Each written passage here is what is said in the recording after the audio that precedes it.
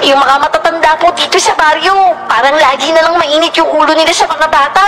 Kakaiba na nga po yung mga kilos nila eh. Iba na yung pakiramdam ko dito, ate. Malayong malayo sa pagdating natin nung isang araw. Gumising ka na, anak! Maglalaro na tayo ng kapatid mo!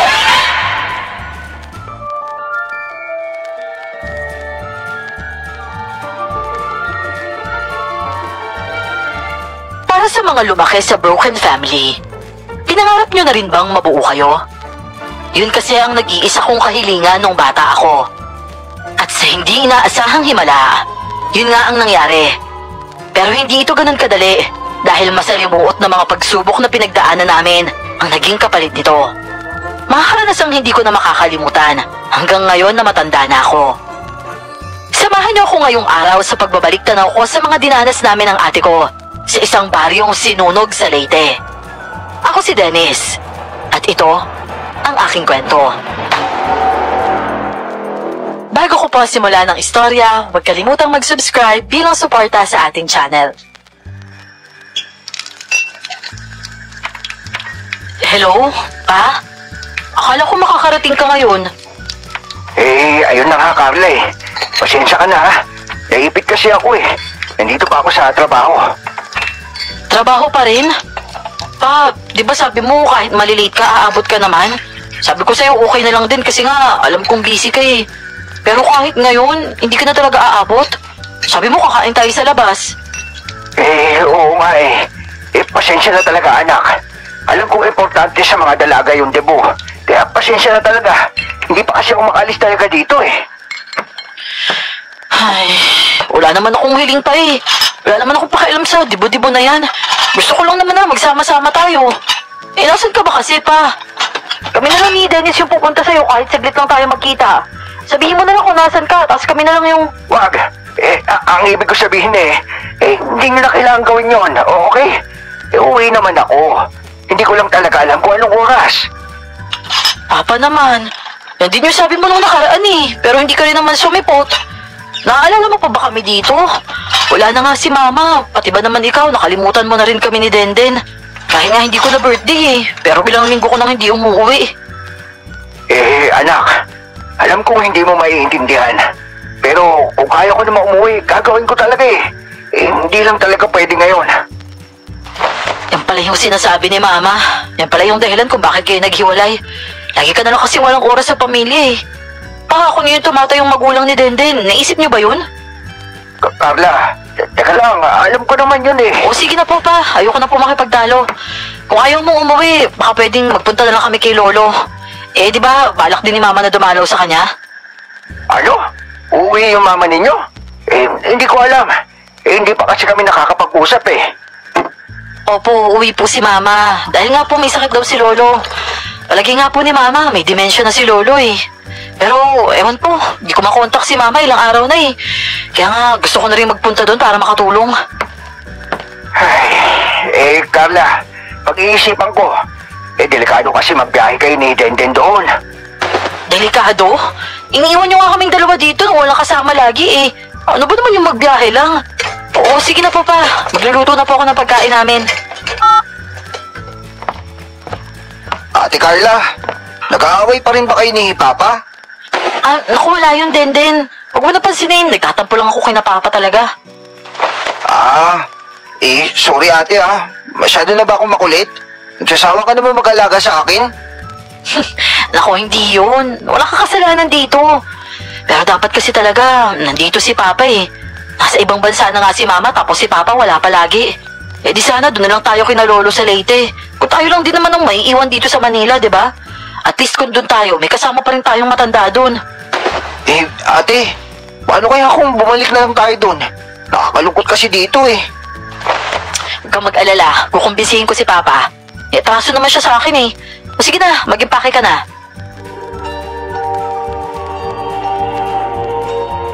Matagal nang hiwalay ang mga magulang namin sa puntong yon. Hindi na kinaya ni Mama yung misteryosong trabaho ni Papa. Kaya nang ibang bansa na lang para na rin makatulong sa pagtataguyod sa amin. Pero dahil dito, nagkawatak-watak kami. Pero dahil siguro na konsensya si Papa, Binalita ni ate na pumayag na daw siya na bumisita kami sa lolo namin sa Leyte. Dahil nandun naman daw si mama. Pero hindi namin alam lahat. Ito na pala ang simula ng aming magiging kalbaryo.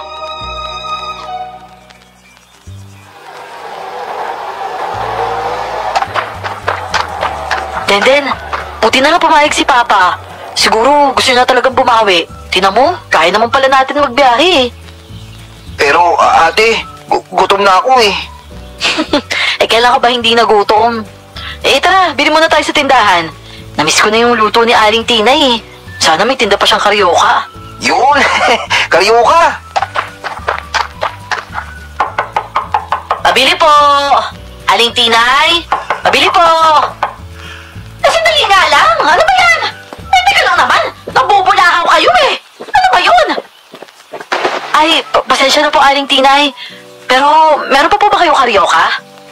Ha? Ano ba pinagsasasabi ninyo? Aling Tinay, karyoka po. Nagtitinda pa po ba kayo? Naku, hindi. Hindi ko alam.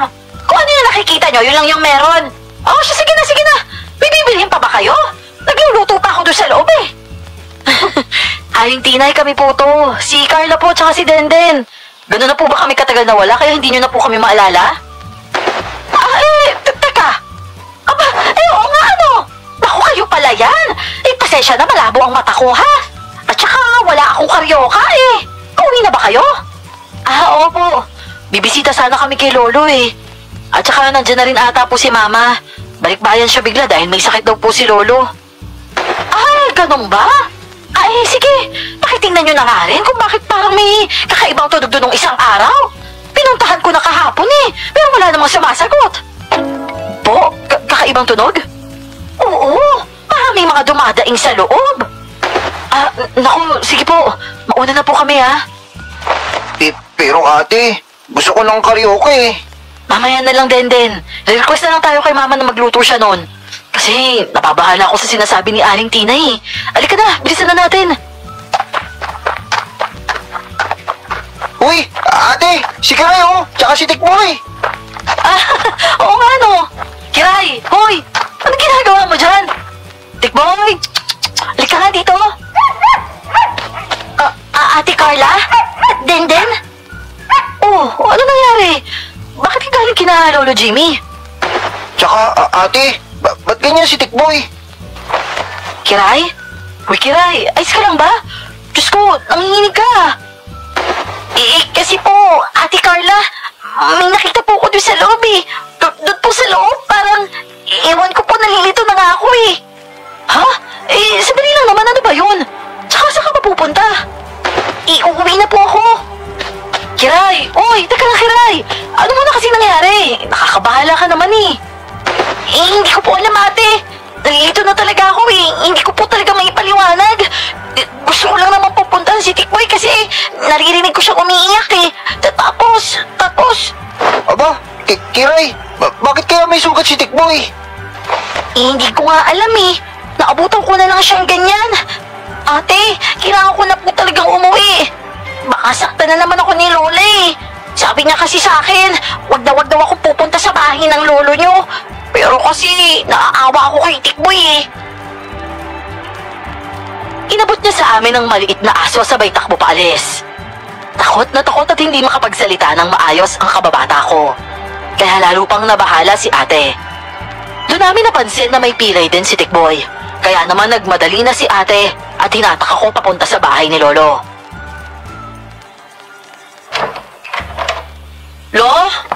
Lolo? Ma?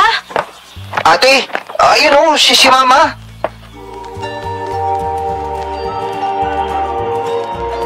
Nabataan namin si Mama na nakaupo sa lamesa. May hawak siyang kutsilyo at nakatingin sa kawalan. Lumapit ako sa kanya, pero patuloy lang ang pagtitig niya sa dingding kahit nasa harap na niya ako. Hahawakan ko na dapat ang braso ni Mama para tawagin ang pansin niya. Nang bigla akong hinatak ni Ate Paurong. At dito ko nakita, gumagalaw na ang kamay ni Mama. May tinatadtad siya sa sangkalan, pero hindi naman siya nakatingin sa ginagawa niya. Hinila ko ni Ate sa likod niya at siya ang lumapit kay Mama.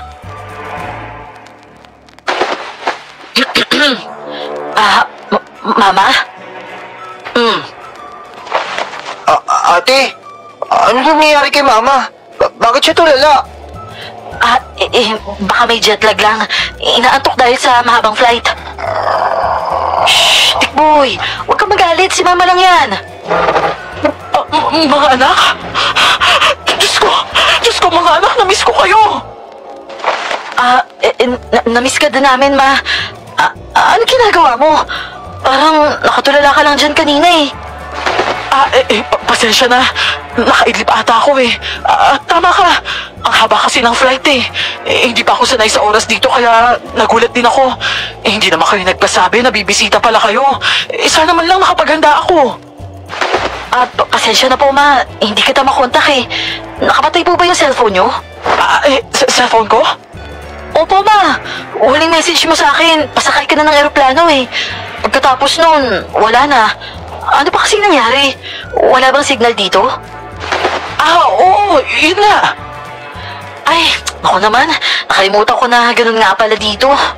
Naku, baka mag-alala si Papa niyan. Ma, nasaan na nga po pala si Lolo? Ang lolo nyo? Opo, si Lolo Jimmy. Nasaktan kasi to si Tikboy eh. Oo, sige. Ipapakita ko siya sa inyo. Sumunod kayo sa akin. Dinala niya kami sa pangalawang palapag ng bahay. Binuksan niya ang pintuan sa dulo ng madilim na pasilyo. Natagpuan namin ang figura ng isang tao na nakataklubong ng kumot sa kama. Nagpumilit si Tikboy na bumaba sa pagkakabuhat kay ate at iika-ika itong lumapit sa kanyang amo.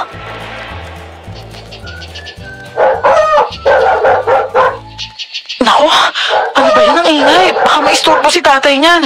Ngayon na nga lang siya makakaidlip eh. Nahihirapan kasi siya matulog. Tikboy, ano ba kasing nangyayari sa'yo? Halika nga dito. Ilayo nyo na nga muna yan. Hindi nyo ba nakikitang malala na ang kalagayan ng lolo nyo? Oo, sige po, Ma. Pero, kamusta na po ba siya? Okay pa po ba si Lolo? At saka, paano po siya lumala ng ganyan? Ano po ba sabi ng mga doktor? Hindi ko pa siya napapacheck up dahil nga masama lagi ang pakiramdam eh. Pero dinatnan ko siya na ganyan na. At binabalaan ko kayo ha. Huwag kayong lalapit dahil nananakit na siya. Nawawala siya sa sarili lalo na paggabi. Ho? Bakit naman po? Ganun kasi talaga yung sakit niya. Sinusumpong siya eh. Palagi ko nga kapag nilalamig siya masyado sa gabi, nagkakaganon siya. Sinasaktan pa nga niya ang sarili niya. Alam Ma, baka yun po yung sinasabi nila Aling Tinay. Yung naririnig daw po nila mga kakaibang tunog na galing dito sa bahay. Ay, malamang yun nga yun. Hindi po kaya nasaktan din niya si Tikboy? Hindi ko alam pero baka nga. Hindi ko naman kasi nababantayan yung aso buong araw eh. Kaya hindi ko alam kung saan nagsususuot yan. Sige po. Siguro po, gagamutin ko na lang po siya. Halina kayo. Hayaan nyo na lang muna magpahinga ang lolo ninyo, ha? At paalala ko lang sa inyo, ha? Huwag kayong papasok dito nang hindi ako kasama. Magpapaalam muna kayo sa akin kung ayaw niyong masaktan ng lolo ninyo. Nawawala na ata siya sa katinoon eh. Nababalo na nga ata siya. Naku, kawawa naman po si Lolo. Ay, ganun talaga kapag nagkakaedad, Dennis. Lahat naman tayo, dadaan dun eh. Pero hindi lang yun ang pilin ko, ha? Huwag na muna kayong magliliwaliw dito sa bahay. Lalo na kapag wala ako. Luma na tong bahay at delikado na. Mukhang matagal nang hindi nalinisan ng lolo ninyo eh. Tingnan mo nga yung basement, nanggigitata na. Kailangan ko pang linisin yun eh. Naiintindihan niyo ba ako? Opo, Ma. Ma, baka gusto niyo po ng tulong sa paglilinis. Nasamahan ka po namin. Oo nga po, tutulong din po ako. Ang babait niyo talaga mga bata, ano? Pero wag na. Baka kung ano mapulot yung infection pag bumaba kayo dun eh. Ako na lang. Ay! Ano ba yan? Ma? Ano po nangyari? Kinigat mo sa ng asong yan eh. Akala ko ba pila yan? Ma, hindi naman po sinasadya ni Tikboy eh. Teka po, huwag mo siya itali dyan. Shhh! Huwag kayong maingay. Hayaan niyo ako sa kailangan kong gawin. At saka sino bang matanda sa atin dito, ha? Itatali ko lang naman siya dito sa paanan ng kama para kasama niyo yung lolo ninyo. Gusto niya naman yun, hindi ba? Gusto niya kasama ang amo niya. Opo. Pero Ma... Oh, ayun naman pala eh. Huwag na kayong makulit. Panandalian lang naman to eh. At saka sumasakit na kasi ang ulo ko sa asong yan eh. Gusto ko naman ang umidlip. Ayoko nang maingay. Sige na, iwan na natin sila dito. Oo, sige po Ma. Pahinga na po kayo. Pero ate, si Tikboy. Dennis, hayaan nyo na muna yung aso sa amo niya. O sige na, magpahinga na rin muna kayo dahil malayo pa yung biniyahin ninyo. Magluluto po ba kayo mamaya? Baka po kasi pagod kayo eh. Ako na po. Naku, hindi ako na. Namiss ko kayong mga anak ko eh. Meron ba kayong gustong ulam? Gusto ko po ng karyoka, ma. Ulam daw, Den. Tinola kaya? Paborito mo yan, di ba? Sige ma, yun na lang. Gusto ko nga yung tinula mo eh. Yung kay ate kasi walang lasa. Grabe ka naman sa akin. O sige mga anak, ipagluluto ko kayo mamaya. Pero kailangan ko muna nakatahimikan ha. Magbibehave lang kayo sa kwarto ninyo. Opo, ma. Ate, ba't ganun si mama? Ang init ng ulo niya tapos ngayon ko lang talaga siya nakitang ganun eh. Oo nga napansin ko nga din. Pero baka nga dahil lang sa pagod. Hindi naman kasi biro yung flight niya galing ibang bansa eh. Hayaan mo na ha. Pero hindi niya man lang ako niyakap. Pero ikaw oo. Hindi mo naman sinabi na gusto mo pala magpayakap eh. Akala ko ba nagbibinata ka na? Ano ba ate? Huwag mo nga akong yakapin, oy! Pero ate, nagtataka ako kay mama. Parang hindi ako sanay sa kanya eh. Ganun talaga yun, Den. Ngayon na nga lang siya nakauwi eh. Bakit? Gusto mo siguro ng pasalubong, no? Ano? Hindi, no? Meron kung meron, tatanggapin ko naman. So, sige. Tatanong natin mamaya, ha? Pero tama si Mama. Umidlip na muna tayo. Natagtag ako sa biyahe eh. Gigisingin naman tayo nun kapag hapunan na.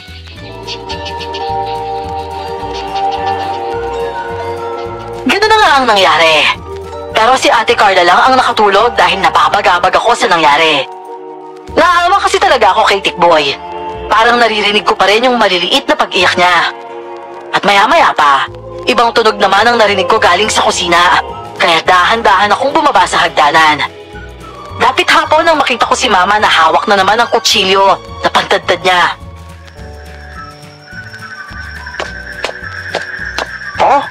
Si Mama yun ah. Anong ginagawa niya? Ate! Den, saan ka galing? Ate, si Mama, meron siyang kinakatay na manok sa baba. Okay, edi mabuti. Nag-request ka ng tinola, di ba? Hindi ko naman alam na papatay niya yung manok eh. Meron nga mga alaga manok si Lolo? Wala. Hindi naman makakapag-alaga si Lolo ng manok ngayon eh. May sakit siya, di ba? Saan galing yun ate? Hindi naman lumalabas si Mama, di ba? Ako naman, baka naman namalengke siya nung tulog tayo. Ikaw lang yung tulog ate. At hindi siya lumabas ng bahay. Kanina pa ako gising at nag-aabang, no? Ba't hindi ka naman natulog? Ewan ko ate. Hindi kasi talaga ako mapakali eh. Mga anak?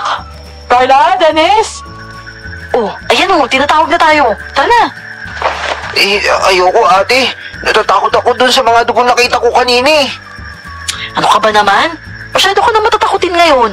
Kakanood mo yan ng horror eh. Tara na nga, baka pagalitan pa tayo nun. Ito na niluluto ko na yung tinola. Upo muna kayo dyan ha. Magkwentuhan naman tayo habang hinahanda ko itong pagkain. Ano to bang balita sa inyo? Wala namang pambago, Ma. Alam mo na naman lahat eh. Araw-araw ka kayang tumatawag. Oo nga naman. Pero magkwento pa rin kayo ha. Gusto ko kasing marinig lahat yun sa personal. Syempre iba yung pagkaharap ko kayo nagkukwento. Oo, sige po. Saan po ba ako magsisimula?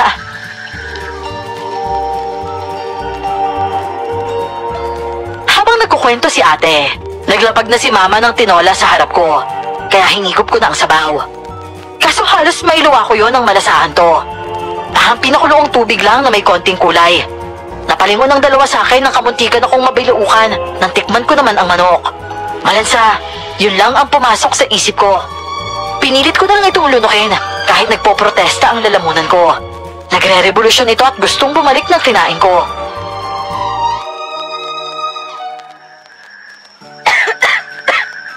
Dennis anak!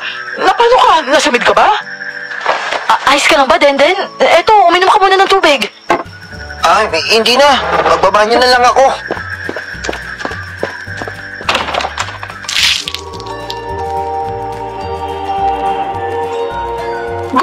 ang pakiramdam ko nang mailabas lahat ng kinain ko. Pero laking gulat ko nang mapalingon sa lababo. Doon sa tinolang sinuka ko dahil nag-ibang kulay nito. Tila ba berde na ang laman ng manok.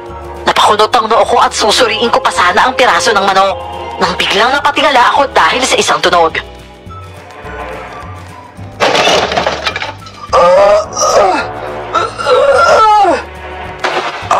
Parang si Lolo yun ah. Tulong! Tulong!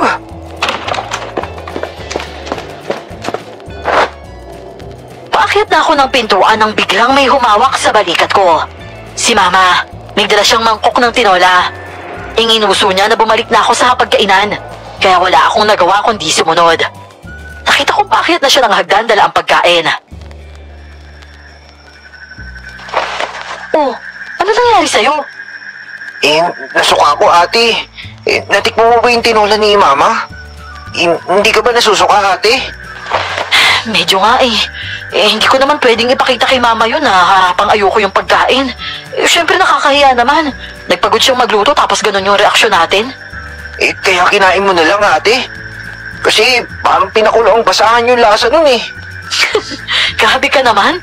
May malunggay naman hindi mo ba gusto yun? Hindi pa rin ate. Hindi niya natabunan yung lasa na kakaiba eh. Baka naman nalimutan lang maglagay ni Mama ng mga pampalasa. O baka naman hindi na siya sanay sa luto dito sa Pilipinas. Pero tinola na walang luya? Parang hindi pa nga yan nilagyan ng asin yun eh. Ba, alam mo na pala yung mga sakap sa tinola? Kasi alam ni Mama na paborito ko nguyain yung luya eh. Pero wala, parang nakalimutan niya na yung lahat. At sa sobrang tagal niya sa ibang bansa, pati tayo sa tingin ko parang nakalimutan niya na eh. Sinasabi ko na nga ba hindi to tungkol sa tinola eh. Then, okay lang naman na magtampo ka kay Mama. Alam kong naipon na yan ng ilang taon na. Matagal siyang nawalat, natural lang na ganyan yung maramdaman mo. Ako rin naman eh. Pero nandito na siya ngayon. Kaya sulitin na lang natin yung pag-uwi niya. Pero hanggang kailan ate? Tapos aalis na naman siya, di ba? Then, ganun talaga. May trabaho si Mama sa ibang bansa eh. Alam ko naman yun ate. Pero parang lagi mas importante yung trabaho nila Mama at Papa kaysa sa atin eh. Ayaw na ba nila sa atin? Masyado na ba tayong pabigat sa kanila? Ako din, hindi ganun. Pasensya ka na. Sa tingin ko, hindi okay yung pinapakita kong pagtatampo kay Papa. Kaya ka siguro nagkakaganyan. Mali yun Dapat intindihin ko rin siya. Hindi ibig sabihin ate, okay lang nang iwan ng magulang yung anak nila palagi. Mga anak, narinig ko yung mga hinaing ninyo. Ganun na ba talaga yung pagdadamdam nyo sa akin? Bakit hindi kayo nagsasabi? Ma? Kasi ma, wala naman kayong oras na pakinggan kami. Oo sige, ganito na lang ha. Hindi ako nangangako pero pag-iisipan ko yung hindi na pag-alis. Ayos ba sa inyo yon? Po? Talaga po? Hindi na po kayo talaga alis? Ang sabi ko nga, di ba pag-iisipan ko? Ngayon na, nagkasama-sama na kasi tayo. Parang ayoko na talaga kayong iwan pa eh. Gusto ko, magkakasama na tayo lagi. Araw-araw, bawat oras. Gusto ko kayo yung kapiling ko, yung pamilya ko. Ganun lang po kabilis? O okay na po sa inyo na hindi na bumalik abroad, Ma? Paano po yung trabaho nyo, pati po yung buhay nyo dun? Mas importante kayo sa akin, Carla. Lalo na't may sakit pa ang lolo ninyo. Naku, hindi muna ako maniniwala. Pero ma, sana nga talaga hindi ka na umalis. Sorry kung nagdamdam ako Pero kung hindi ka na alis, promise, hindi na po ako magtatampo. Kakainin ko na po lahat ng tinola kahit pangit po yung lasa. Uy, Den. Bakit? Ayaw mo ba ng lasa ng tinola ko? Sariwang-sariwa pa yan. Nagkatay pa nga ako ng manok para lang dyan eh. Baka nga po hindi lang kami sanay sa lasa. Medyo kakaiba po kasi. Pero okay pa rin naman po, Ma. Salamat pa rin po sa paghahanda para sa amin. At saka ano po ba mga gusto nyo pagkain? At saka yung mga pinagkakaabalahan ninyo. Gawin natin lahat yun, pati kahit anong mga kahilingan nyo. Susubukan ko ito pa rin yan. Gusto ko kasing makabawi sa mga taon na hindi tayo nagkasama eh. Talaga po, Ma? Sige po, gagawa po ko ng listahan. Ito talaga si Dennis? Inabuso mo na yata Ma, hindi naman na po kailangan ganun. Basta magkakasama po tayo, okay na po sa amin yun. Ano lang po, Ma? Baka lumabas po ako mamaya. Mukhang wala po kasi talagang signal dito eh. Kailangan ko po kasi makontak si Papa para ipaalam na nandito na po kami. Ang papa ninyo? Opo, baka po kasi nag-aalala na yun eh. Pinilit ko lang din po kasi siya na pumayag na kami lang ngayong magbiyahe. Nakukonsensya kasi hindi ka na naman nakauwi at saka hindi na siya nakaabot sa birthday ko. Birthday mo? Oo po ma, nung isang araw po, di ba? Pero okay lang po yun. Alam ko naman po kasing busy din po kayo. At saka nasa flight ka po ata noon. O di kaya nandito ka na ata. Pero naiintindihan ko po kung nakalimutan nyo. Talaga naman po kasi maraming gawain dito eh. Nasa kita ko pa, ganyan si Lolo. Ay, oo nga. Pasensya ka na ha. Wala talaga ako sa sarili nitong mga nakaraang araw eh. Kaya anak, patawarin mo ko ha. Oo naman po ma, wala po kaso sa akin yun. Regalo na nga po yung magkita-kita tayo ulit eh. Ma, nasabi na ba sa'yo ni ate na may pinagawain sila ni Papa?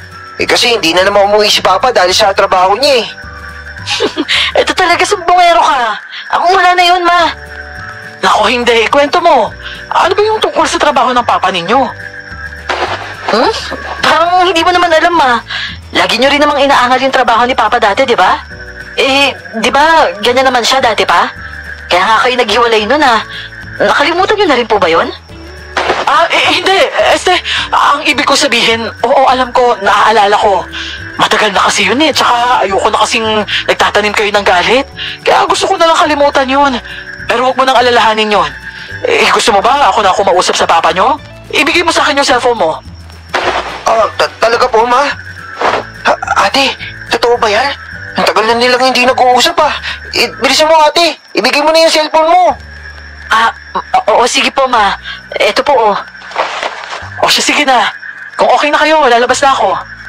Bakit po, ma? Saan po kayo pupunta? Maghahanap ako ng signal. Sige po, ma. Bilisan niyo po, ah.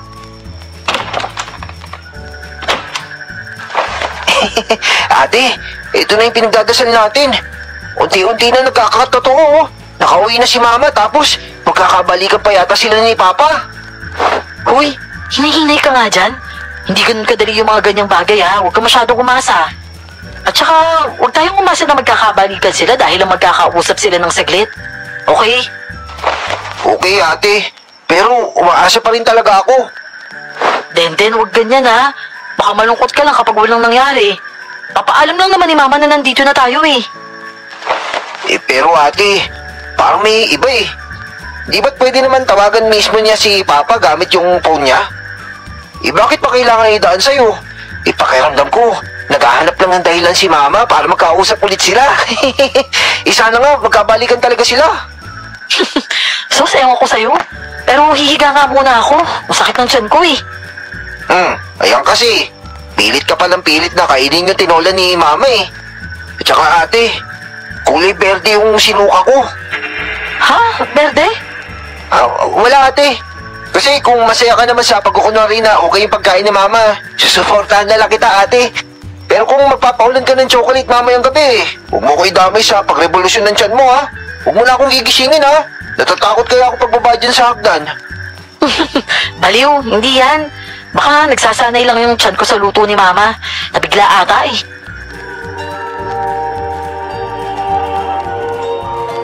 Pero tama ako. Takbo ng takbo sa banyo si ate buong gabi. Halos ginagapang na nga niya yung hagdan tapos matutulog. Pero maya-maya kakaripas na naman pababa. Natawa ako pero naawa din kaya yung susunod na takbo niya, gumising na ako ng tuluyan.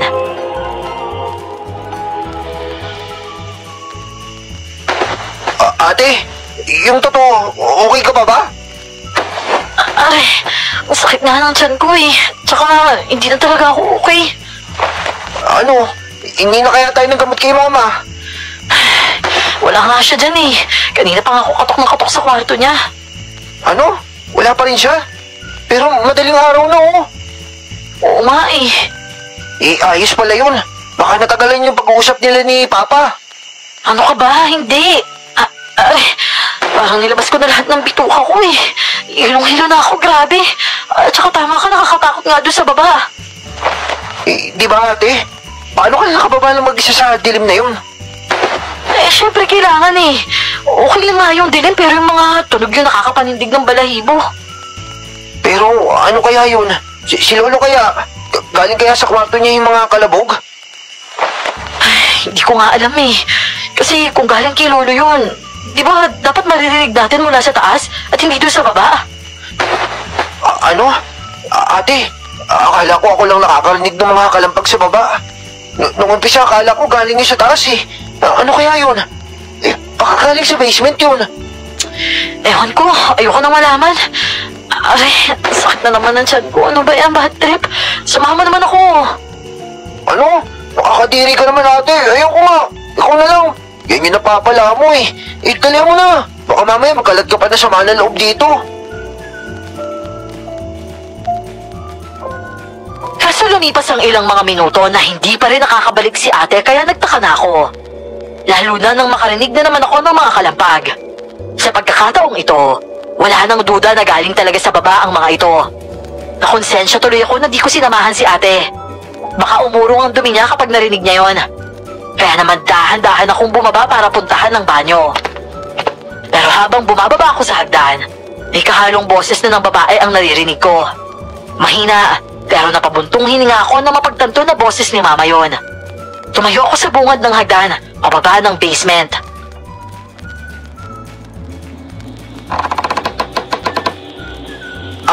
Mama? Mama?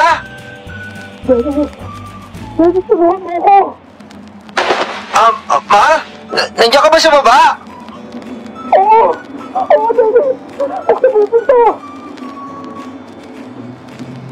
Hindi ko mawari kung ano ba talagang sinasabi ni mama. Pero sigurado akong siya ang nagmamay-ari ng boses na yon. Kaya sinimulan kong bumaba ng hagdanan. Pero nakalak pala ito. Hindi ko mabuksan. Kakatok na sana ako nang biglang may humatak sa akin. Hinablot ni Ate Carla ang braso ko at hinila ako paakyat ng hagdan. Pinigilan ko naman siya. Teka lang ate. Ate, teka lang. Bakit ka ba nagpunta dito? Papagalitan tayo pag nalaman ni mama na bumaba ka eh. Kasi ate, may narinig ako dito eh. Si mama yata yung nasa loob. Baka pag-uwi niya, dumiretso na siya dyan sa basement para maglinis. Sabi niya, aasikasuhin niya yan, di ba? Sa bagay. Pero iba ate. Parang nanghihingi yata ng tulong si mama. Sigurado ko bang siya yun? Ewan ko. Parang siya eh. Katukin kaya natin ate. Yun nga ang ginawa namin. Pero wala namang nagbukas ng pintuan. Nanatili itong nakalak. Pero lumakas pa ang mga bulungan sa loob at mga hindi maintindihang pananalita. Ma? Kayo po ba yan? Mama? Nandiyan ka po ba? Kailangan niyo po ba ng tulong? Ha? Boses babae nga yun ah. Pero ba't kaya hindi niya binubuksan yung pinto? Ate, hindi ba parang nanghihingi ng tulong yung boses? Ewan ko nga eh. Pero bakit naman hindi niya bubuksan yung pinto, di ba? Baka nalak niya ate. At baka nadaganan siya ng mabigat na bagay. Naku ate, hindi kaya naipit si mama dun? Kung ganun yung nangyari sa kanya din, sigurado magsasabi yun. Baka naman naglilinis lang siya dun. Ano? Maglilinis ng ganitong oras? Ate, madaling araw ngayon ah. Ay naku, kanya-kanyang trip yan din. Ano ka ba? O siya sige, subukan mo katukin kung yun yung gusto mo. Pero ako, babalik ako ng banyo ha. Kakainis na tong tiyan ko eh. Ilang beses ko pang sinubukang kumatok pero wala na talagang sumasagot kaya umalis na ako. Nakarating na ako sa tuktok ng hagdan at malapit na sa kusina nang napalingon naman ako sa taas. Sa bandang kwarto ni Lolo, dahil may kalabog naman at kung hindi ako nagkakamali, nagwawala na si Tikboy. Kaya naman nataranta ako at isinigaw kay ate yon na aakyatin ko si Lolo at ang aso. Ate, si Tikboy! Aakyat na ako! Sandali lang, Denden! Hintay mo ako! Matagal ka pa ba? Kasi kawawa na si Tikboy eh. Baka may mangyari sa kanya. Ay, naku. Sige na nga. Pero mag-iingat ka, ha? Tumuli nga ako sa kwarto ni Lolo Jimmy. Nagulat ako nang matagpuan ko siyang gising. Pero mas nakakagulat nang biglang nagpumilit tumakbo ang pilay na aso palabas ng kwarto. Hahabulin ko na sana siya.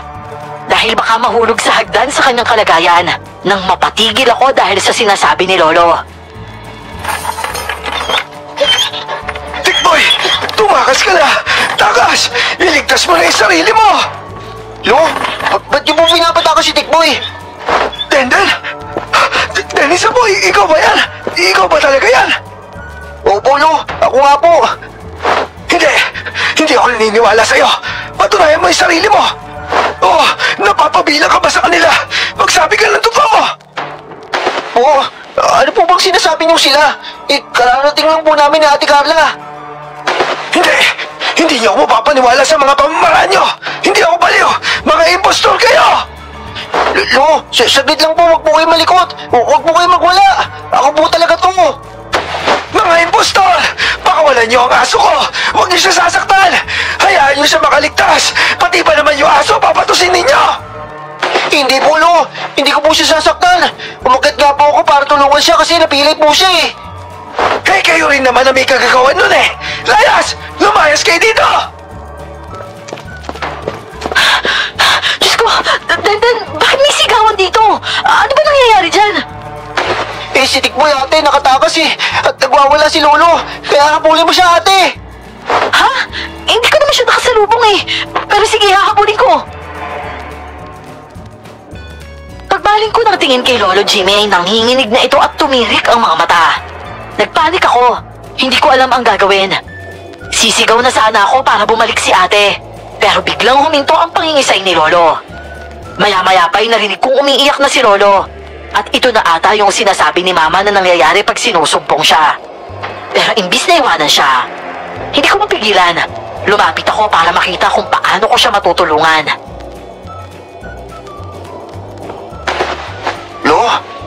Lo, ayos lang po ba kayo? Eh, nandito lang po ako kapag may kailangan po kayo, ha? Apo? Opo, Lo. Si Dennis po talaga ako, promise. O sige, kung ikaw talaga yung apo ko, nanganganib ang buhay mo dito. Po? Bakit naman po, Lo? Eh, gusto niyo po ba makausap si Ate Carla? Papunta po siya dito. Hindi. Huwag na kayo manatili dito. Umalis na kagad kayo. Makinig kayo sa mga sinasabi ko. Lolo naman, hindi ka naman namin pwede iwanan eh. Tsaka, alam mo ba nangyayari? Bakit po kami nanganganib dito? Apo, pakiusap. Umalis na kayo. Kung ikaw talaga yung apo ko at kung hindi ka impostor, umalis ka na. Pero kung oo, parang awa mo na. Huwag mo nang idamay ang pamilya ko. Pakiusap naman. Lo, hindi ko naman po kayo maintindihan eh. Ano po ba impostor? Sino po ba yun? Rosette! Si Rosette! Impostor ang Impacta yon! Lumayo kayo sa kanya! Impacta yung babaeng yon! Oo, si Mama ho. Eh, ngayon na nga lang po siya nakabalik dito. Ba't po ba kayo nagagalit kay Mama? Lumayo na kayo! Lumayo na kayo sa kanya! Lo, uminahon po kayo. Baka po may mangyari sa inyo eh. Pakiusap naman po. Magpahinga na lang po kayo. Nagsimulang magpumiglas si Lolo at gusto niyang tumayo. Napaurong ako dahil dito. Napatakbo ako sa pintuan para makalabas at harangan ito. Dahil kung ano man ang mangyari, baka mahulog siya sa hagdan sa kanyang kondisyon. Nagawa kong sarahan ang pinto. Matapos nito ay may narinig akong kalabog sa loob. Natakot ako dahil parang nahulog ata siya sa sahig. Pero bago ko mabuksan ulit ang pinto, may ibang tumawag ng aking pansin. Sumunod kong narinig ang mga boses ni Mama at ni Ate sa baba. Nagmadali na lang akong bumaba ng hagdan para salubungin sila. Pero nagulat ako sa nakita ko pagbaba ko. Buhat na ni Mama si Tikboy at mukhang tulog ang aso.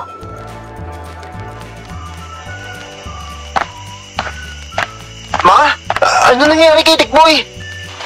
Hindi ko nga alam eh. Natagpuan ko na lang siya sa labas ng bahay at nasugatan ata. Nagtatago kasi ata siya, Denden. Parang gusto niyang tumakas. Hindi ko alam. Nagtatakbo eh. Hindi ko siya nahabol agad. Pasensya ka na ha. Nangihina kasi ako. Oh, bakit naman Carla? Napano ka? Sumama po kasi yung tiyan ko. Eh, ano na, aalagaan ko na lang to. Huwag na kayong mag-alala ha.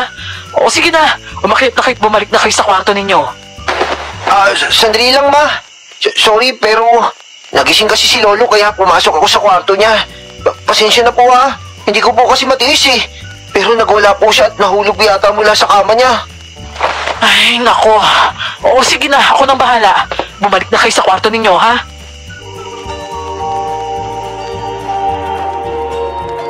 Nagmamadali si Mama at dinala niya si Tikboy sa kwarto niya at sinarado ang pintuan ng mabuti. Sumunod ay nagpunta siya sa kwarto ni Lolo. Nang makitang tinitingnan namin ang ginagawa niya, sinuway kami at pinabalik ng kwarto. Hindi ka lang namin maiwasan na sumilip saglit sa nangyayari sa loob. Dito nanlaki ang mga mata ko. Hinatak naman ako ni ate papasok ng kwarto namin. Hoy, Den, ano ba? Baka pagalitan na tayo niya sa kakausyoso natin. Sandali lang ate. Nakita mo ba yun? May malaking pang-injection na karayom si Mama. Tinutusok niya kay Lolo yun, oh. Ano kaya yun? Alam mo, ikaw, kalalaki mong tao, mas chismoso ka pa sa akin. Hiya mo na yun. Nakatulog naman agad si Lolo, di ba? Malamang yun lang yung pampakalma sa kanya. Minsan kasi, kailangan talaga ng ganun para sa mga ganyang kalagayan eh. Kung sa bagay, grabe kasi yung pag-uwala ni Lolo kanina eh. Nanginginig pa yun. Pero parang hindi lang siya galit ate. Parang takot na takot pa siya. Ha? Takot? Ba't naman siya matatakot? Hindi ko rin magets ate. Pero si Mama yung tinutukoy niya talaga eh. Tapos akala niya nung una, di pa nga ako yung apo niya. Hayaan mo na. Ganun ata talaga kapag may sakit na sa isip din eh. Hindi ka na talaga nila makikilala. Nawawala na kasi yung memorya nila kapag ganun. Kakalungkot nga eh. Ganun pala yun ate. Pero, bakit pa ulit-ulit yung sinasabi niyang impostor si Mama?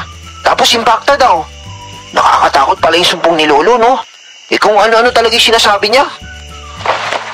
Yun ba?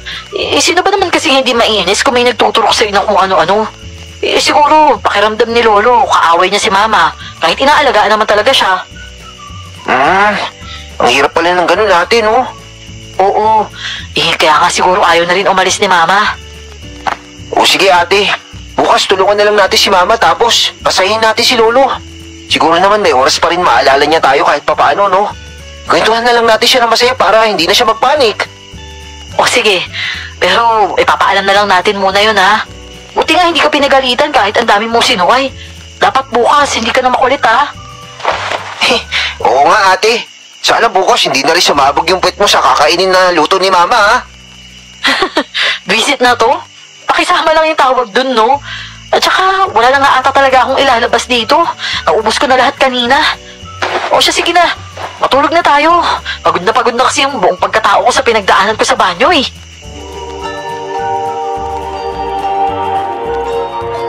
Kinabukasan na inaasahan namin kasabay namin ang gising si Mama dahil maaga talaga siyang gumising. Dati nga hindi pa sumisikat ang araw. Nakabangon na siya at naghahanda ng almusal namin bago pumasok. Kaya naman nanibago talaga kami nang magtatanghali na. Hindi pa rin siya lumalabas ng kwarto.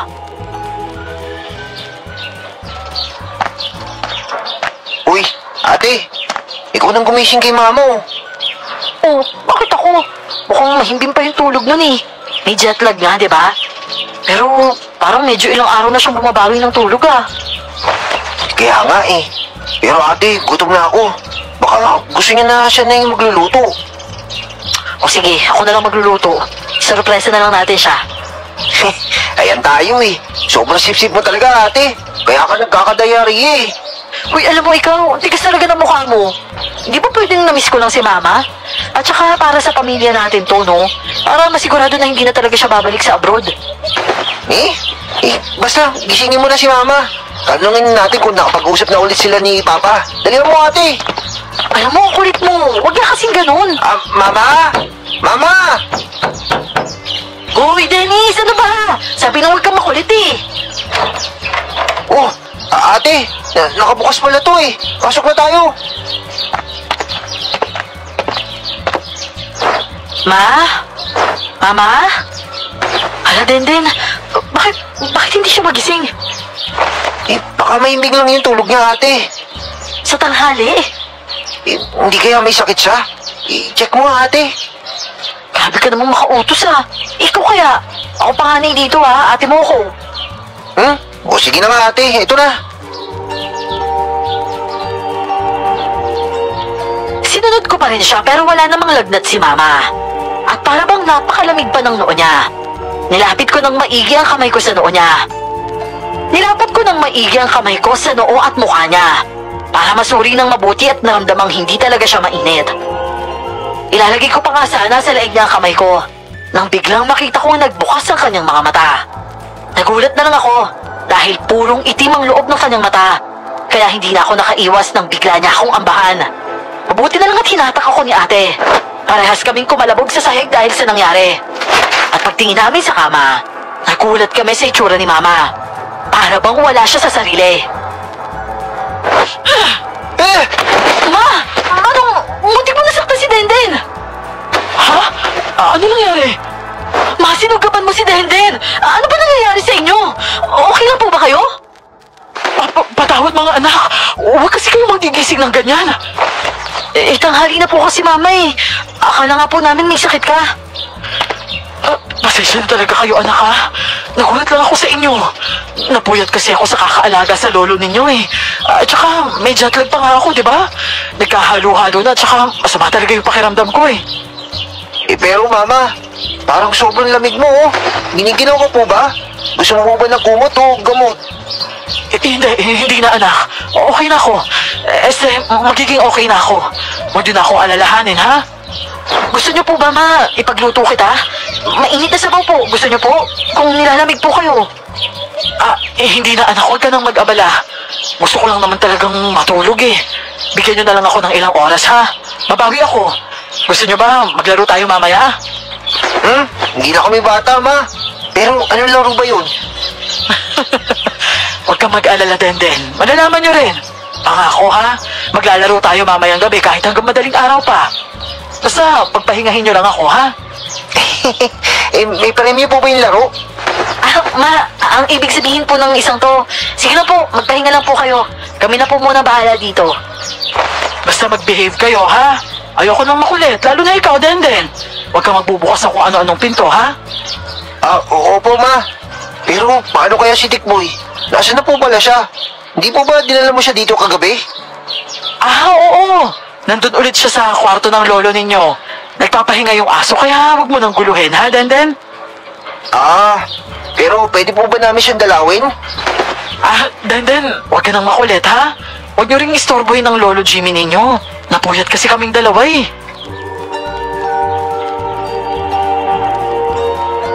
Nangako kaming susunod sa mga bili ni Mama, kaya nagpasya na lang kami ni ate na mag-ikot-ikot na lang sa baryo. Para may mapaglibangan at para makabili na rin ng pagkain.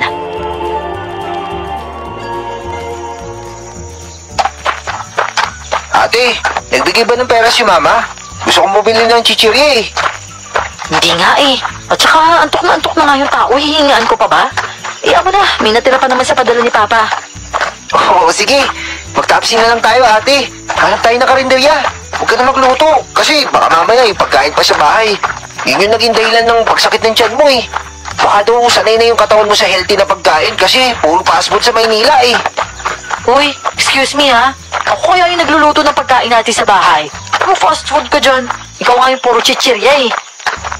Ate, gusto ko talaga ng chipit eh. Bili muna tayo sa tindahan ni Aling Tinay. O siya, sige. Baka makachempo rin tayo ng karyoka doon. Oo nga ate, no? Pero ate, ano kaya yung sinasabi ni Mama na laro? Nakalimutan yata niya na hindi na tayo bata. Nagulat nga ako na pumayag ka kaagad eh. Sip-sip ka naman masyado. Uy, kumakaano ka naman dyan? Parang ako nang gusto makabanding si Mama. Ikaw nga yung interesado sa laro na sinasabi niya, no? Ang akin lang ate, hindi ba't nung umuwi si Mama dati, may dala siyang mga pasalubong? Di ba kayo yung premyo niya sa laro? Gusto ko talaga ng mga chocolate eh. Gusto ko yung malaking Toblerone, yung kasi laki ng braso ko oh. Alam mo, Denden, gutom lang yan. Huwag ka na umasa na may pasalubong. Baka kasi napunta sa ticket ang ipon ni Mama. Alam mo naman, hindi biro yung flight pa uwi ng Pilipinas. Matinding ipon ang ginawa ni Mama doon. Maliban pa yun sa pinapadala niya para lang sa pag-aaral natin. Iba kaya yung level ng sakripisyo ng mga OFW? Oo na ate, alam ko naman yun eh. Tsaka nagpapasalamat naman ako kay Mama. Pero gusto ko lang naman ng pasalubong, di ba? Bawal ba yun? Namang ano to eh. Alam mo, yung isip mo walang naman kundi pagkain. Pero seryoso ate. Nabigla talaga ako kay Mama. Sobrang weird niya ngayon eh. Nakakatakot kasi para siyang animal. Gusto niya akong kagatin? Nakita mo ba yun? Oo nga eh. Pero nagulat lang naman daw siya. Puro ka naman excuse ate. Lahat na lang hinahanapan mo ng dahilan. Oh, ano gusto mo? Magduda ako sa lahat.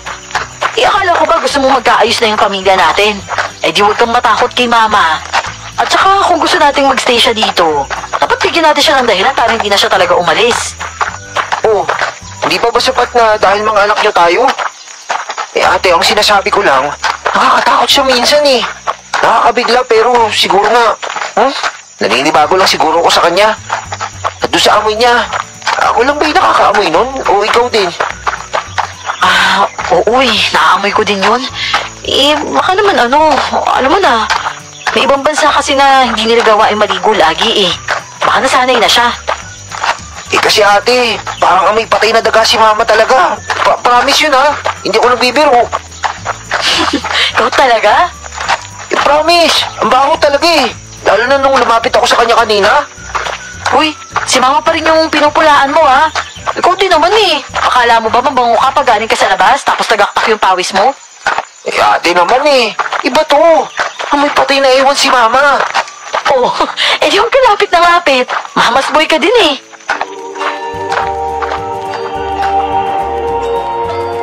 Babarahin ko pa sana si ate nang bigla kaming napahinto malapit sa tindahan ni Aling Tinay. Bumangga kasi sa amin si Kiray. Tatakbo pa sana siya nang hatakin ni ate. Ano ba naman kasi, punong-puno ng sugat ang bata.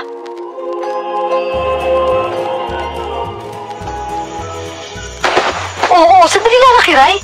Ano ba nangyari sa'yo? Napano ka ba? May nananakit ba sa'yo? Si Tia po kasi. Sinaktan na naman po niya ako. Ha? Grabe naman yan. Alam ko naman dati pang mahilig magparusa si Aling Tinay pag makulit yung mga bata. Talagang masungit siya. Pero umabot na talaga siya sa ganyan? Hindi po. Kakaiba nga po siya ngayon eh. At hindi lang po siya. Lahat po sila. Yung mga matatanda po dito sa baryo. Parang lagi na lang mainit yung ulo nila sa mga bata. Kakaiba na nga po yung mga kilos nila eh. Kiray! Sino mga kausap mo dyan? Gusto mo bang dagdag ako yung latay dyan sa balat mo? Hindi ka ba talaga natututo? Naku ate! Ayun na naman si Tia! Iligtas niyo ko ate! Pumasok ka nga dito, Kiray! Sinabi na! Isa! Dalawa! Ate! Iba na po talaga siya! Natatakot na po ako sa kanya!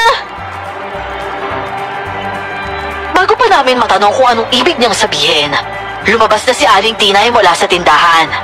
Nakita na kami at sinugod. Napaurong kaming lahat sa takot dahil sa talim ng kanyang mga mata at bilis ng kanyang kilos. Halos lumipad si Kiray nang hatakin niya paloob ng kanilang bahay. Sumunod naming narinig ang mga latigo. Hindi ba't sinabi ko na sa'yo, Kiray, na huwag ka lalabas? Nakakatigas talaga ng ulo mo! Ow! Ow! Aray! Aray ko po, Tia! Tama na po! Diyos ko, Denden. Kawawa naman si Kiray, no? Ate, pasukin na kaya natin. Ha? Alam mo namang malupit talaga yan si Aling Tinay, di ba? Walang mangangahas na pagsabihan siya dati pa. Talaga namang ganyan na siya eh. O ano, ganun na lang yun. Hayaan na lang natin mangyari yun. Ilang segundo nang nakatanga lang kami doon sa labas ng tindahan. Hindi malaman ang gagawin nang biglang huminto ang lahat. Wala na yung pag-iyak ni Kiray. Mapapanatag na sana kami nang walang sabi-sabi na lumabas si Aling Tinay. May dala siyang walis tingting at winawas-iwas ito sa aming gawi. Hay! Kayo mga chismosa dyan! Mga pakialamero! Ano gusto nyo kayong malintikan sa akin? Gusto nyo makatikim nitong walis ko? Umalis ka kayo dito! Alis! Naku, Denden! Ayun na siya! Takbo! Ate, dito tayo sa likod ng kotse magtago. Hindi kami namataan ng galit na alay sa pinagtataguan namin.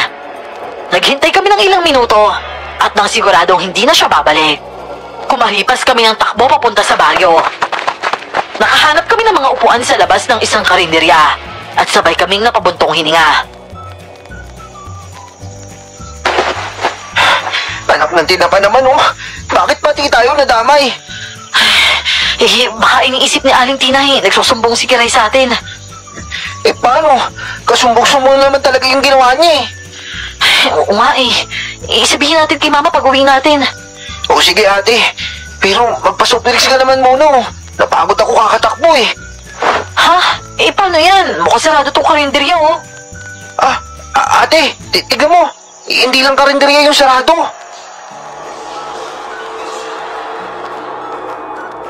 Tinuro ko kay ate na lahat ng nakapaligid ng mga tindahan, kainan at iba pa ay sarado rin.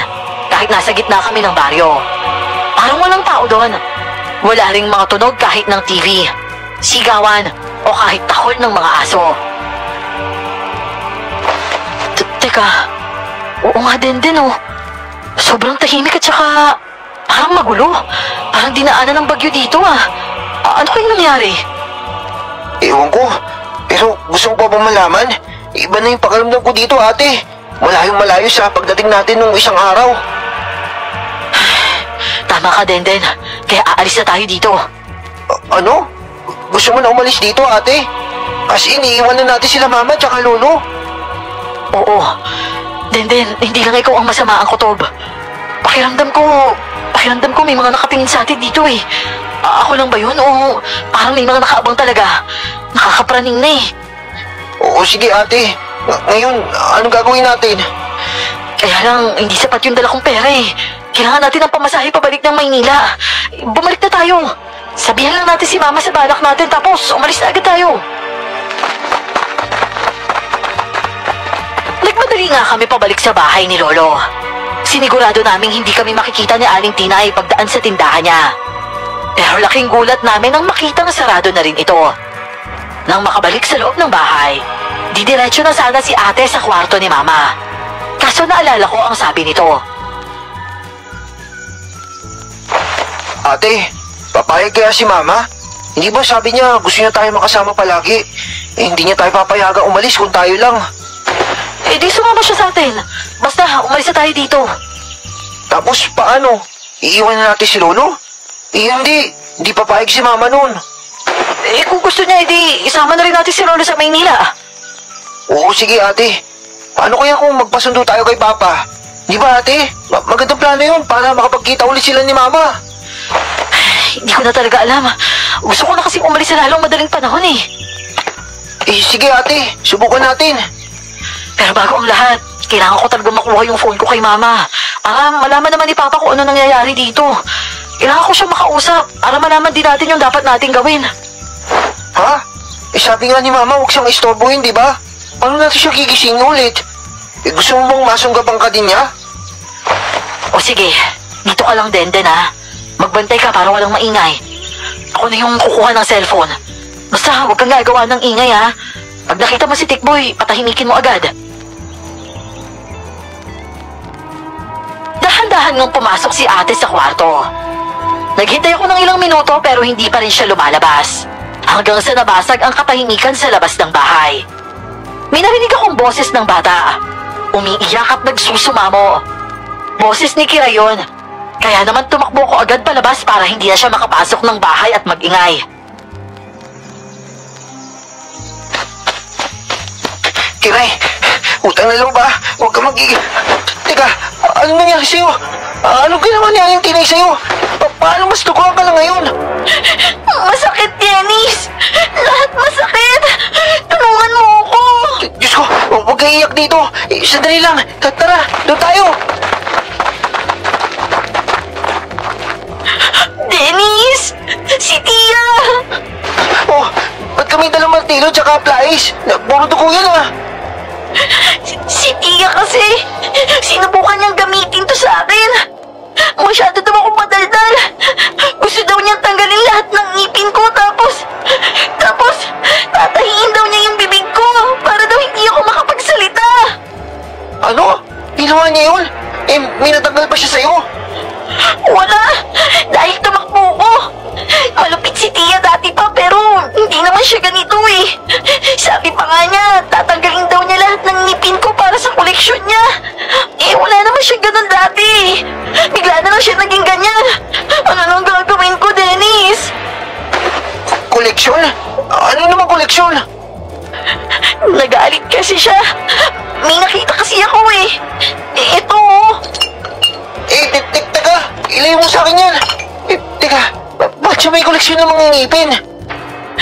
Hindi ko nga rin alam eh. Nakita ko lang yan sa mga gamit niya. Tapos nagalit siya sa akin dahil pakialamera daw ako. Ang sabi niya, tuturuan daw niya ako ng leksyon. Tapos nilabas niya itong martilyo. Kinuha ko to, tapos tumakbo ko dito. Ha? Ibig sabihin, hinahanap ka niya?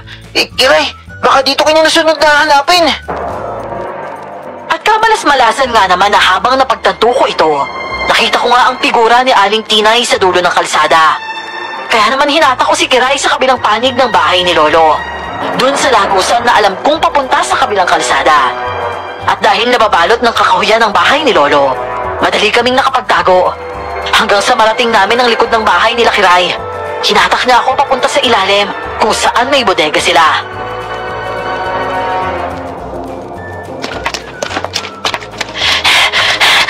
Denden, halika dito! Pwede tayong magtago dito sa ilalim. Hindi naman nagpupunta dito si Tia eh. Sandali lang, Kiray. Ano ba meron dito? Bakit ang baho dito? Ang baho ng amoy. Hindi ko nga alam eh. Pero nandito kasi dati yung mga baboy namin. Pero nagsimatayan na yun kaya wala nang nakalagay dito. Oh, matagal yung patay. Ano naman yung amoy na yun? Pumasok ako sa loob ng maliit na bodega at una kong napansin ang mga insekto. Sumunod na nakita ko ang mga linya ng pulang likido sa sahig. Kinakabahan ako sa puntong ito dahil sa mga marka ng dugo. At nang makita ko ang isang matandang babae na nakabilot sa malaking supot, tinakpan ko ang bibig naming dalawa ni Kiray. Dahil ang babaeng humahabol sa amin ngayon at ang babaeng wala ng buhay sa harap namin ay iisa ang itsura. Shh! Kiray, huwag kang maingay. Baka marinig tayo. Pero, si Tia, paano dalawa sila? Hindi ko rin alam yun, Kiray. Pero isa lang ang sigurado ko. Hindi tayo ligtas dito. Kaya kailangan natin bumalik sa bahay ni Lolo. Kailangan natin humingi ng tulong. Wala tayong laban kay Aling Tinay. Denden, kung sino mang humahabol sa atin, papatayin niya tayo, no? Gagawin niya sa atin yung ganyan, no? Oo, Kiray. Kaya kailangan patibayin mo yung loob mo ngayon. Mahanap niya tayo kapag maririnig niya yung pag-iyak mo. Pasensya na talaga, pero kailangan mo talagang tumana. Pinilit niyang magtimpi. Pinagdikit niya ang mga labi niya kahit sinisinok. Natrauma yung bata pero kailangan na naming umalis. Kaya maingat kaming bumalik sa bahay ni Lolo Jimmy. Sa kabutihang palad, hindi na kami nag-cruise ng landas ni Aling Tinay. At nagawa kong itago si Kiray sa ilalim ng hagdanan. Umupo siya at umiyak doon habang hinahanap ko si Ate Carla. Nakita ko siya pababa ng hagdan. Hawak na niya ang telepono niya.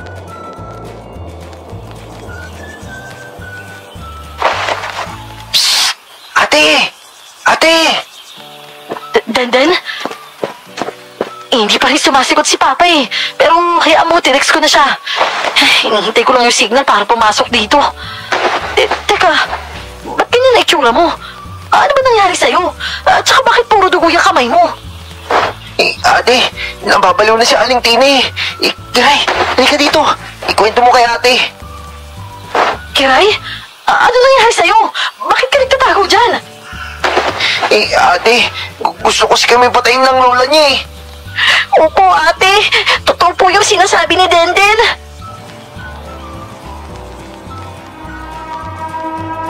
Habang nagkukwento si Kiray kay Ate Carla ay napalingon ako sa hagdanan papunta sa basement. Dahil may mga kalabog na naman mula dito.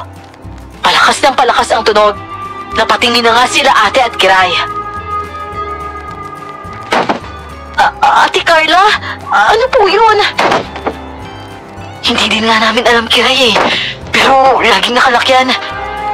Ate, posible ba kung anong nangyari sa tiyan ni Kiray? Yun din yung nangyayari sa baryo? Yun na nga yung iniisip ko din eh. Ate, paano po kaya kung meron din kayong ganun sa basement nyo? Oo, sige, ganito. Mga bata, kumawa kayo sa akin ha.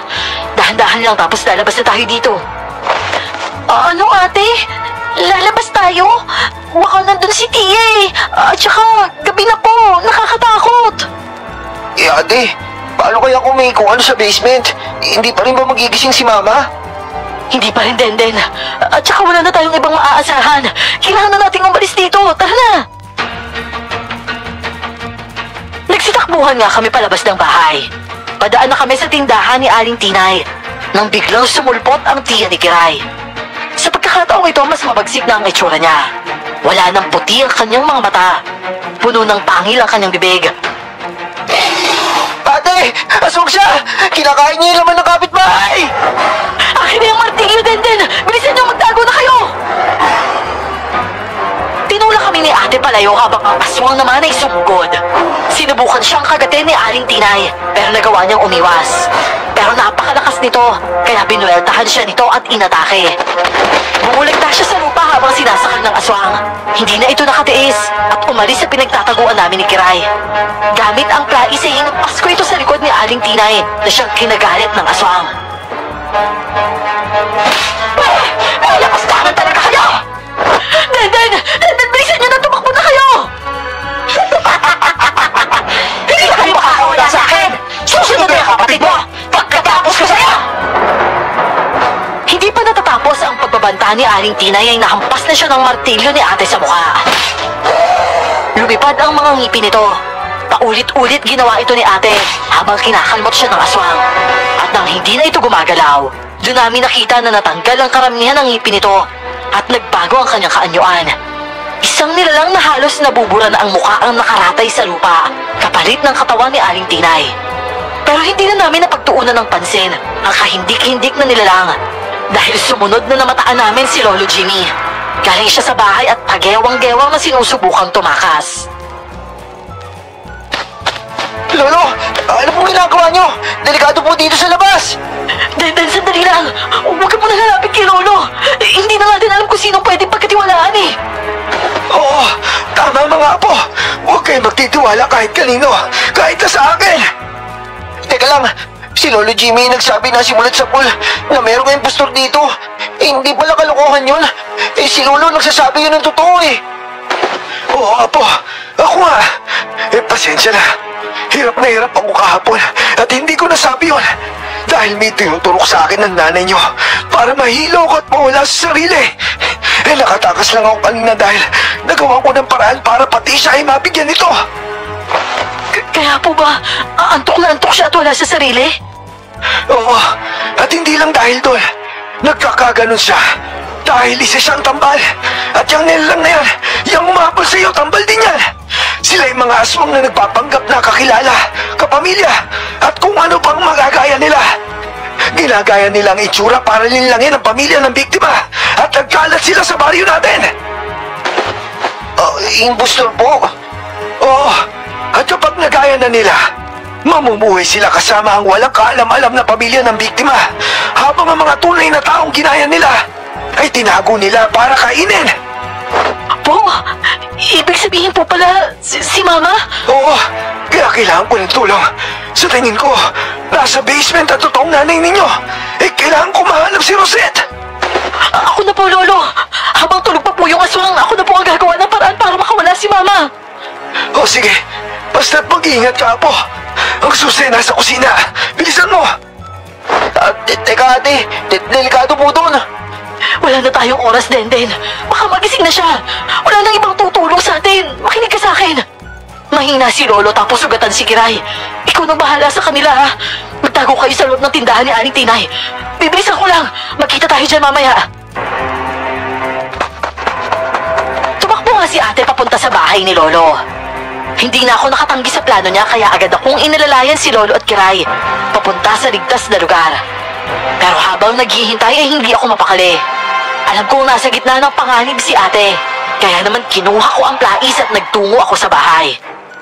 Pero dinatnan kong tahimik ang buong bahay. Bumaba ako agad sa basement at dooning natagpuan kong bukas ang pintuan. At pumasok ako sa loob.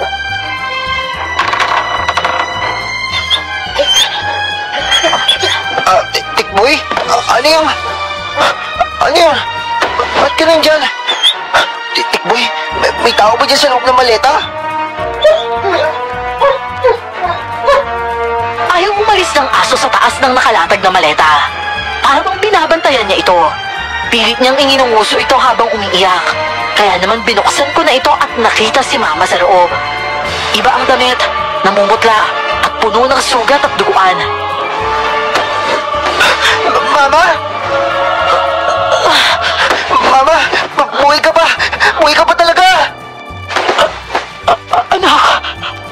Mag-ingat ka sa kanya. Mama, tara po. Alis na po tayo. Kapit ka lang sa akin. Ililigtas kita. Basta huwag ka lang matutulog muna. Tara po. Sandali lang po ha. Hinahata ko na si Mama pero ang bigat. Dahil nasa basement pa kami ay duda akong kakayanin ko siyang buhatin sa matarik na hagdan paakyat. Gayunpaman, nilakasan ko ang loob ko at sinubukan ko. Pinasan ko siya at sumunod sa amin si Tikboy. Nasa kalagitnaan ako ng hagdan nang marinig ko ang isang bagay na nagpatayo ng lahat ng aking mga balahibo.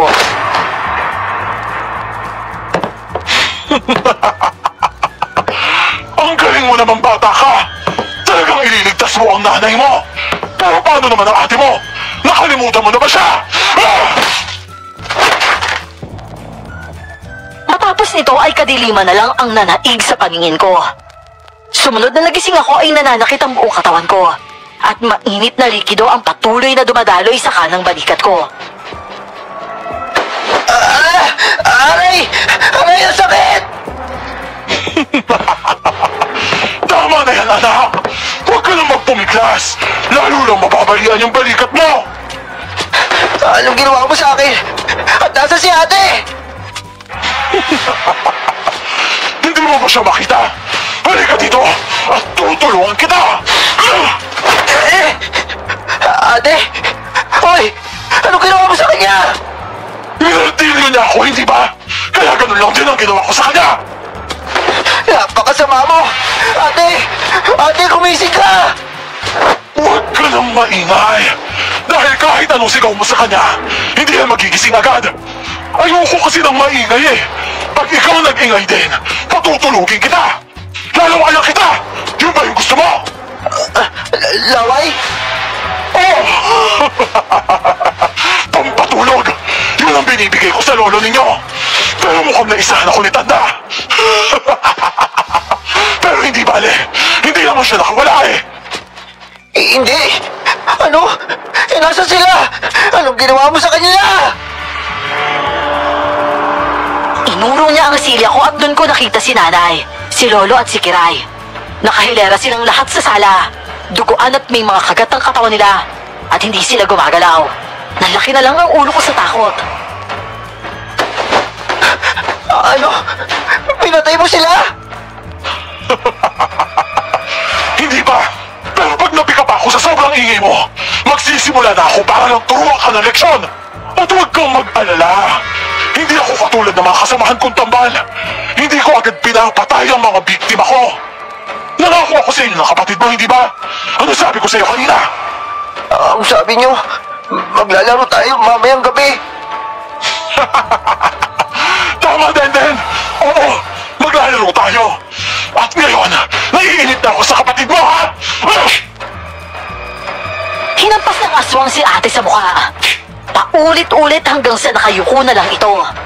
Nagkalat ang dugo ni ate sa lamesa. At sa sakit siguro ay nagising siya. Pero parang lasing niyang inangat ang ulo. At hindi niya ito mapanatiling nakaangat.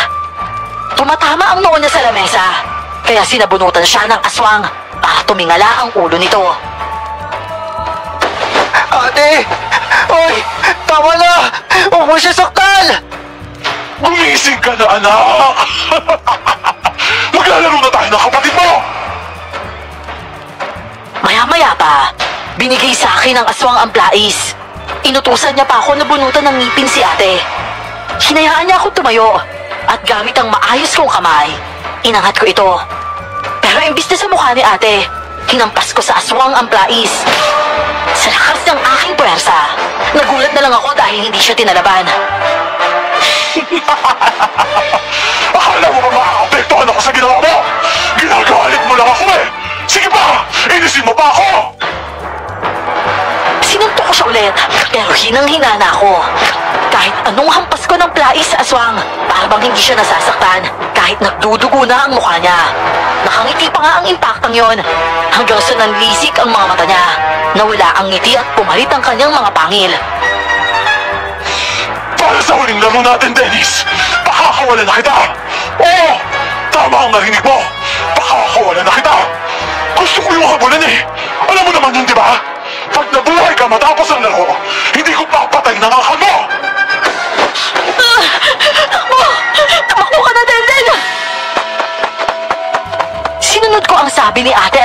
ako. Pero hirap na hirap ako dahil nagdadalawa ang aking paningin. Dahil nga sobrang sugatan ako. Pero tumakbo ako ng tumakbo. Hindi ko na alam kung nasan ako. Pero nagtago lang ako sa mga malalaking puno sa kakawian.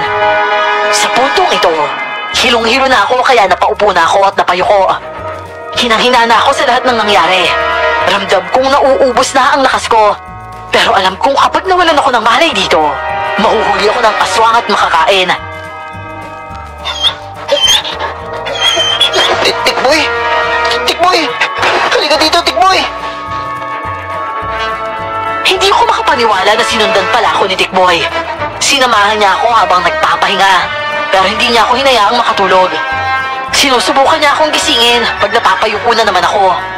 Dinidiraan pa niya ang mga sugat ko. At lumipas ng ilang minuto, hindi pa nagpapakita ang aswang. Akala ko nga noon ligtas pa kami. Pero narinig ko na naman ang boses niya. Alam ko nasa malapit ka ng Denden. Yung ate mo kasi nalaban pa eh. Akala ata niya, mapipigilan niya kung tugising ka. Sige lang, magtago ka lang, Denden. Makahanap din kita. Shh! Huwag ka maingay, Tikboy. Baka marinig niya tayo. Uy! Teka lang! Tikboy! Huwag ka lumabas sa kanya! Huwag ka lalabas sa kanya! Sumugod si Tikboy at napaangat ang ulo ko dahil sa paghiyaw ng aswang. Hindi siya nasaktan, pero nagulat siya sa nagawa ni Tikboy. Dahilan kung bakit sa huling sandali, pinilit kong pakirusin ang mga binti ko. Huling pagkakataon kasi namin yon para makatakas. Hinablot ko ang aso bago pa niya masunggaban at tumakbo talaga ako. Pero maya-maya pa, may narinig kaming pagsabog sa baryo. Napatingin ako sa malaking sunog na mabilis na kumakalat at nananalasa sa mga bahay doon. Teka! Ano nangyayari? Wala to sa plano! Ngayon, ito na yung oras mo para masulog na aswang ka! Buisit ka talaga! Tama na ang laro, Denden! Katapusan mo na to!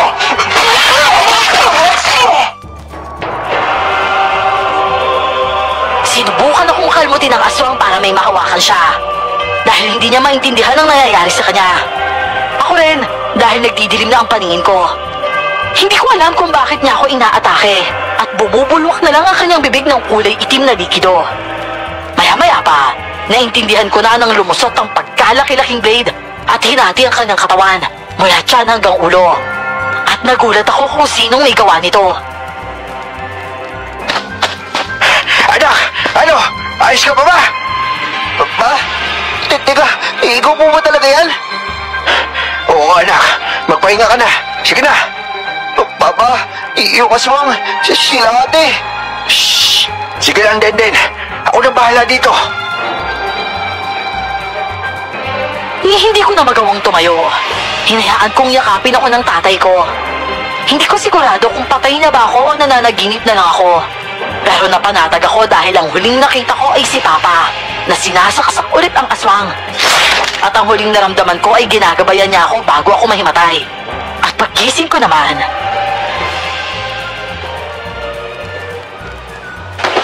Carla, gising na ata siya. Ah! Ikaw na naman?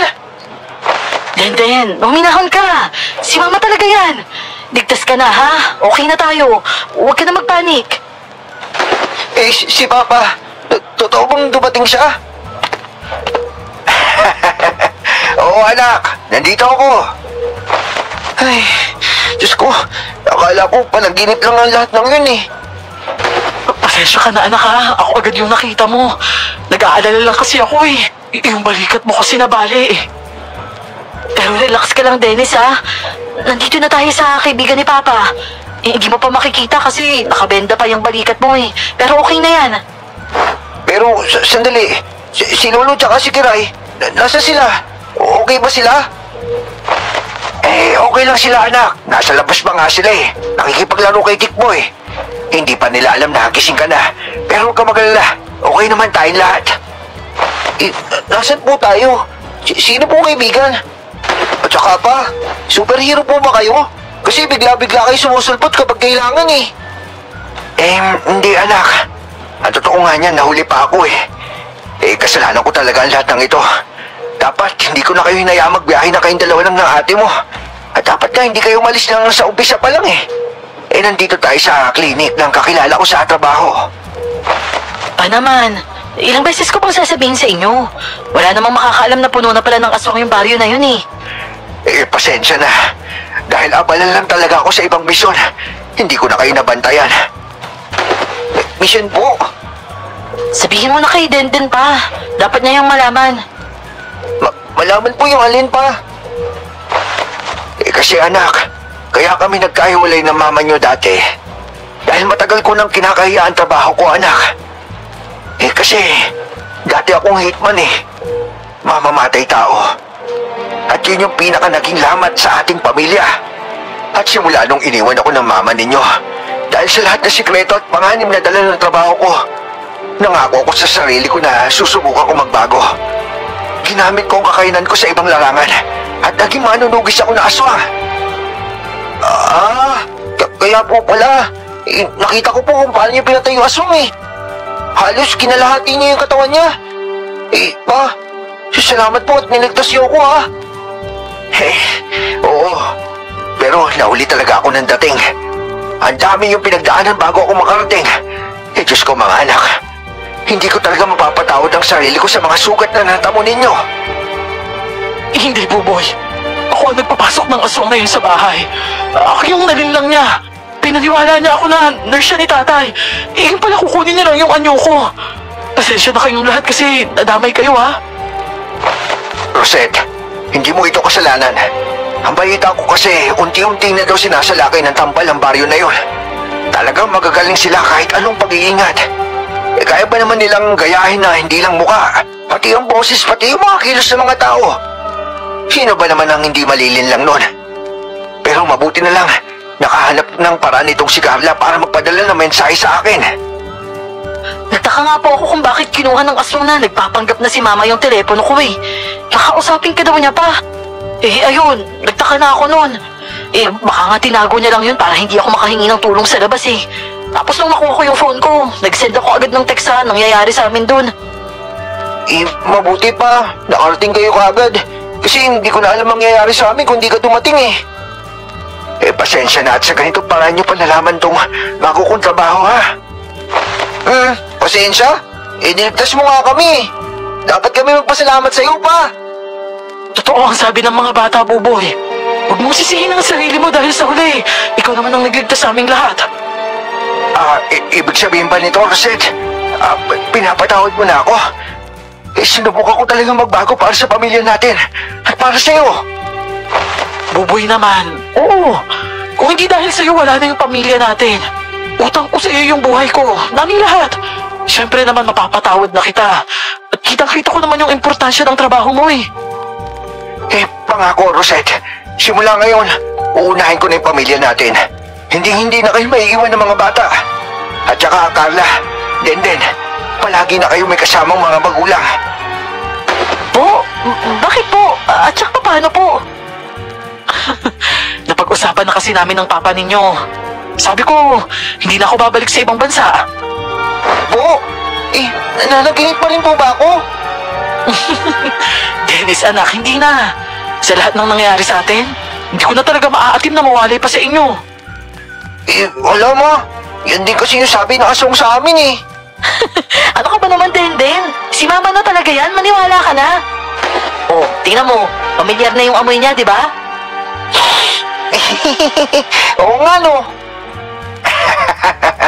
At saka yun nga, palagi na tayo magkakasama dahil napag-usapan din naman namin ng mama nyo na doon muna siya titira sa atin sa Maynila kasama ang mga lolo nyo, syempre. Talaga po. Pero paano po si Kiray? Paano na po siya? Siyempre naman anak, hindi natin pababayaan si Kiray. Kasama din natin siya. Nawala na kasi yung pamilya niya dito eh. Alam niyo po ma, yung tiyahin niya, inaabuso din siya nun eh. Yung totoo hindi yung aswang. Lagi siyang binubugbog nun. Kaya pala siya na mismo ang nagdesisyon na sumama na sa atin eh. At saka hindi lang yun yung good news namin sa inyo, Denden. Si Lolo Jimmy mo, pinicheck namin. Wala naman pala talaga siyang sakit sa pag-iisip. Palabas lang pala yun nung impact ng aswang na yun. Okay lang naman talaga siya eh. Yun, sinasabi ko na nga pa eh. At saka si Tikboy, ayun, dinala na namin sa vet. Ang sabi gagaling naman na daw yung pilay niya. Yes! At higit sa lahat, nakukumpleto na tayo, di ba? Oh, ate, paano ba yan? Pwede na ba akong umasa ngayon? Dito na po nagtatapos ang aming kwento. Patungkol sa baryong yun na sinunog sa Leyte. Na-rescue naman daw po ang mga nakopya ng aswang. Kalaunan ay naibalik na nila yung dating sigla ng lugar nila. Pero ang pamilya namin, tuluyan ng lumipat sa Maynila. Papait man at hindi malilimutan ang lahat ng pinagdaanan namin doon. Kahit papano ay nagpapasalamat na rin ako sa nangyari. Dahil ito ang naging dahilan kung paano kami naging buo ulit. Simula noon, hindi na kami ulit nagkawatak-watak. Pero kayo ba? Malalaman nyo ba kung totoo ba o aswang na nangongopya ang mga katabi nyo ngayon? Kaya ingat-ingat po tayong lahat sa mga peke. Hanggang dito na lamang po ang aking kwento. At maraming salamat po sa inyong pakikinig.